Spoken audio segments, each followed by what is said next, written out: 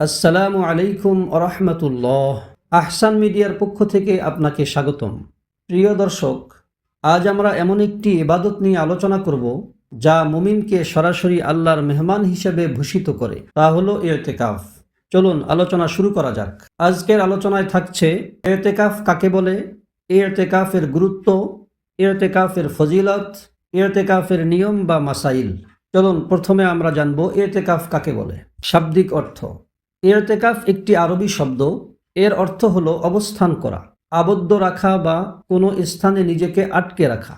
পারিভাষিক অর্থ: শরীয়তের পরিভাষায় আল্লাহর সন্তুষ্টি অর্জনের লক্ষ্যে এবাদতের নিয়তে দুনিয়াবি কাজকর্ম থেকে বিচ্ছিন্ন হয়ে মসজিদে বা এবাদতের নির্দিষ্ট স্থানে নিজেকে আবদ্ধ রাখাকে ইরতেকাফ বলে। যিনি ইরতেকাফ করেন তাকে মুতাকিফ বলে। ইরতেকাফের গুরুত্ব: পবিত্র কোরআনে আল্লাহ তাআলা ইরতেকাফকে অত্যন্ত মর্যাদাপূর্ণ হিসেবে উল্লেখ করেছেন এবং ইরতেকাফ যে পূর্ববর্তী নবীদের আমলও ছিল তা পরিষ্কার করেছেন। মহান আল্লাহ বলেন, আমি ইব্রাহিম ও ইসমাইলকে আদেশ করলাম, তোমরা আমার গৃহকে তাওয়াফকারী, ইরতেকাফকারী এবং রুকু সিজদাকারীদের জন্য পবিত্র রাখো। ইরতেকাফের প্রকারভেদ: ইরতেকাফ 3 প্রকার। 1. সুন্নতে মুআক্কাদা কিফায়া। রমাদানের শেষ দশকে ইরতেকাফ। মহল্লা বা এলাকার অন্তত একজন ব্যক্তি আদায় করলে সবাই দায়মুক্ত হবে। 2. ওয়াজিব ইরতেকাফ।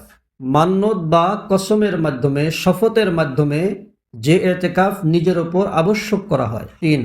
নফল ইরতেকাফ। রমাদান বা বছরের যে কোনো সময় ইবাদতের নিয়তে স্বল্প বা দীর্ঘ সময়ের জন্য মসজিদে ইরতেকাফ করা বা অবস্থান করা। ইরতেকাফের ফজিলত: রাসূলুল্লাহ সাল্লাল্লাহু আলাইহি ওয়াসাল্লামের আমল সম্পর্কে আম্মাজান হযরত আয়েশা রাদিয়াল্লাহু তাআলা আনহা বলেন, নবী করিম সাল্লাল্লাহু আলাইহি ওয়াসাল্লাম আজীবন রমজানের শেষ দশকে ইরতেকাফ করেছেন।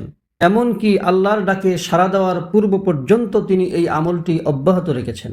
অপর হাদিসে হযরত হুসাইন রাদিয়াল্লাহু তাআলা আনহু থেকে বর্ণিত আছে, রাসূলুল্লাহ সাল্লাল্লাহু আলাইহি ওয়াসাল্লাম বলেছেন, যে ব্যক্তি রমজানে 10 দিন ইরতেকাফ করল তার 2টি হজ ও 2টি উমরার সমান সওয়াব হবে।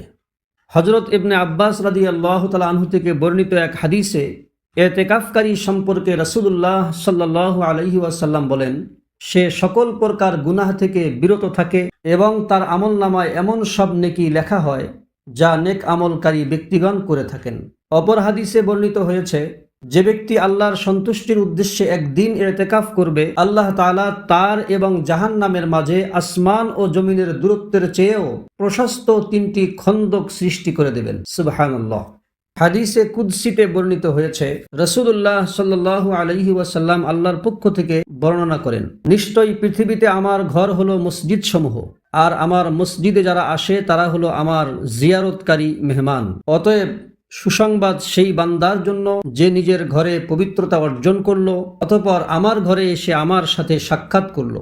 সুতরাং জিয়ারতকারীর হক হলো যার সাথে সে সাক্ষাৎ করতে এসেছে সে যেন তার মেহমানকে সম্মান প্রদর্শন করেন। ইরতেকাফের নিয়ম বা মাসাইল: ইরতেকাফরত অবস্থায় শরীয়তের সীমানা সম্পর্কে মহান আল্লাহ বলেন, আর যতক্ষণ তোমরা ইরতেকাফ অবস্থায় মসজিদে অবস্থান করো ততক্ষণ পর্যন্ত স্ত্রীদের সাথে মিলামেশা করো না। এই হলো আল্লাহ কর্তৃক বেঁধে দেওয়া সীমানা, অতএব এর কাছেও যেও না। পুরুষদের জন্য অবশ্যই মসজিদে হতে হবে।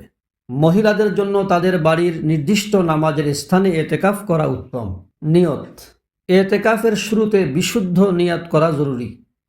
রোজা: সুন্নত ও ওয়াজিব ইরতেকাফের জন্য রোজা রাখা শর্ত। নফল ইরতেকাফের ক্ষেত্রে রোজা প্রয়োজন নেই। মসজিদ বা নামাজের স্থান ত্যাগ: জরুরি প্রয়োজন যেমন প্রাকৃতিক কাজ, ওযু, গোসল বা জুমার নামাজ ছাড়া মসজিদ থেকে বা নামাজের স্থান থেকে বের হওয়া যাবে না, নতুবা ইরতেকাফ ভেঙে যাবে। ইবাদত: কোরআন তেলাওয়াত, জিকির, নফল নামাজ ও দোয়া ইস্তিগফারে মশগুল থাকা, দুনিয়াবি কথা থেকে বিরত থাকার চেষ্টা করা, সর্বোপরি লাইলাতুল কদরের অপেক্ষায় থাকা। আল্লাহ তাআলা আমাদের সবাইকে এই গুরুত্বপূর্ণ ইবাদতটি করার তৌফিক দান করুন। আমিন। আহসান মিডিয়ার সাথেই থাকুন। জাযাকুমুল্লাহু খাইরান।